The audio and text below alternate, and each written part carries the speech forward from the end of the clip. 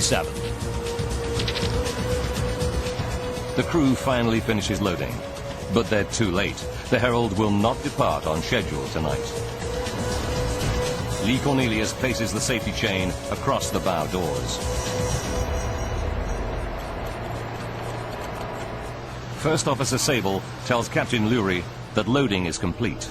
Okay, loading complete. Copy that. Then he heads for his position on the bridge. Stations, all stations. Herald, a free enterprise, about to leave the harbour, proceeding outwards. The announcement Harbour Stations calls crew members to their posts for departure. Lee Cornelius leaves the car deck to report to his station.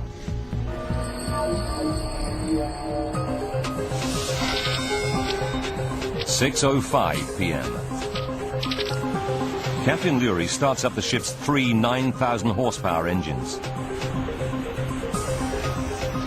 They're 5 minutes late.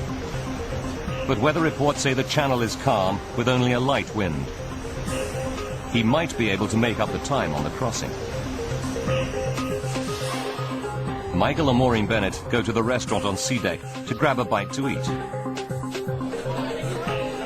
Spirits are high among the homeward bound passengers. It was a happy atmosphere on board. It was, everybody had enjoyed themselves. Their daughter Teresa and her boyfriend are also on sea deck, relaxing in the lounge area. We got a drink. We just sat talking about the crossing back. I don't really like travelling on boats, so it's quite a big thing for me to travel out there anyway. The Herald steams out of Zeebrugge Harbour. She's now heading out into the icy waters of the North Sea. 19-year-old Simon Osborne leaves his friends in the cafeteria. He goes to the perfume counter on sea deck to buy a gift for his girlfriend. 6:24 p.m. As the ship approaches the outer harbour, Captain Lurie accelerates up to 18 knots, the maximum speed permitted. There's a party atmosphere among the homeward-bound passengers. Then, out of the blue,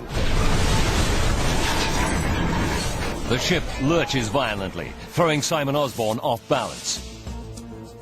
Very suddenly there was a jolt, and the woman turned round and kind of stared at me and started screaming.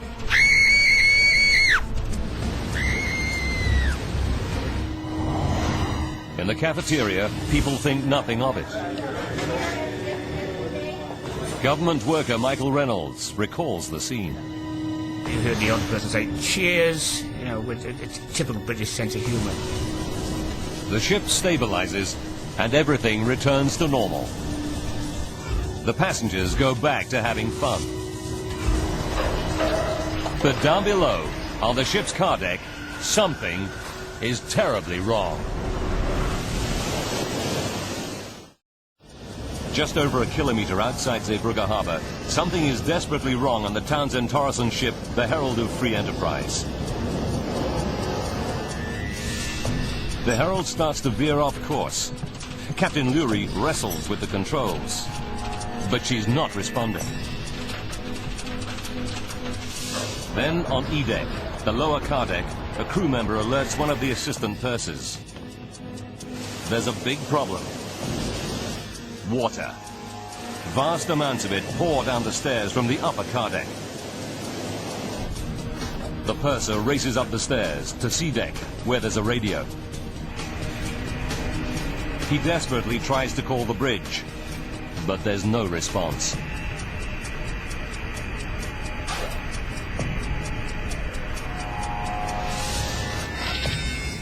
"6:28 p.m.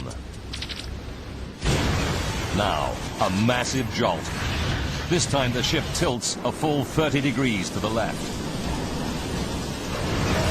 Before Captain Lurie can issue a mayday call, the tilting ship throws him to the floor. The fall knocks him unconscious. As the ship tilts, English couple Michael and Maureen Bennett struggle to hold onto their table in the cafeteria. The sensation you get is like somebody's pulling the rug from underneath you. You can't get any hold, you can't hold on to anything. The 8,000-ton ship now starts to roll over. 19-year-old Simon Osborne loses his footing. I was sliding down. It was as if literally the world had been turned upside down. The only thing that was stopping me from going over, because the tables were strapped to the floor. If the tables had shifted, I would have gone. As the Herald of Free Enterprise capsizes, there's a terrible grinding noise. Now the seawater breaks through the ship's portholes. I was standing there, rooted to the spot, staring at this wall of white water coming towards me. And I thought then, you're going to die. The ship's sinking, and you're going to die. Thousands of tons of water gush into the ship under huge pressure. It's just like having a fire hose fitted on you, really. It just pushed you back up the boat.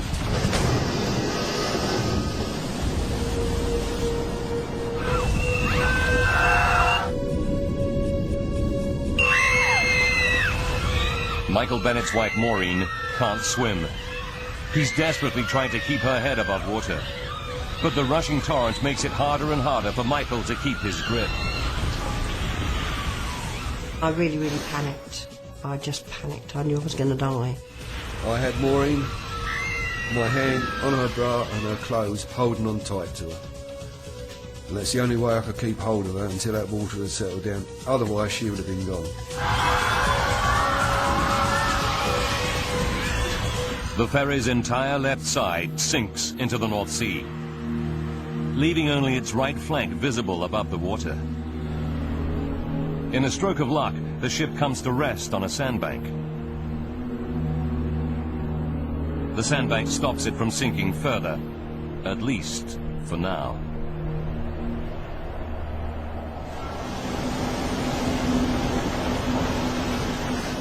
At the edge of the harbour, the Belgian vessel Sanderis dredges the shipping channel.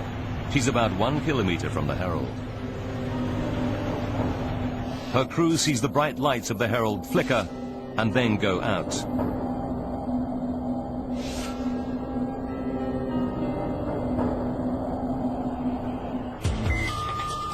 They radio Zeebrugge port controller Guido de Ruder. De Ruder immediately issues a mayday, requesting all nearby boats to rush to the aid of the stricken ship. Andre Papp is the skipper of the tugboat Seahorse. As soon as he receives the port controller's call, he and his crew rush to the ferry.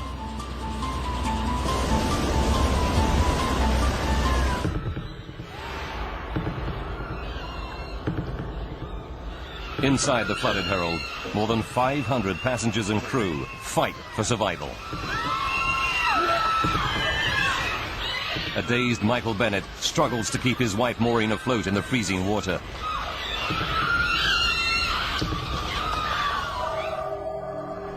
The Bennett's daughter Teresa finds herself alone in another part of the ship. Her leather coat fills with air and acts like a makeshift life jacket.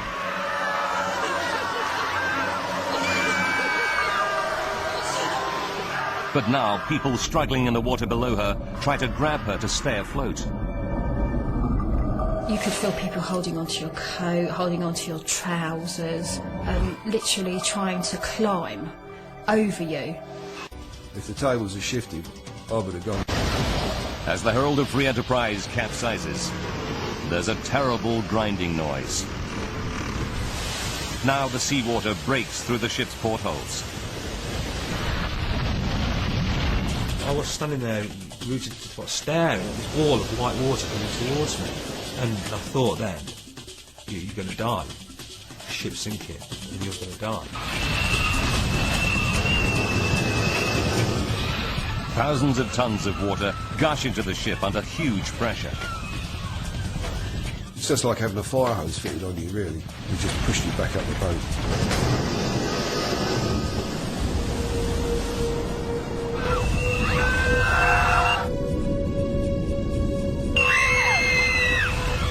Michael Bennett's wife Maureen can't swim. He's desperately trying to keep her head above water. But the rushing torrent makes it harder and harder for Michael to keep his grip. I really, really panicked. I just panicked. I knew I was going to die.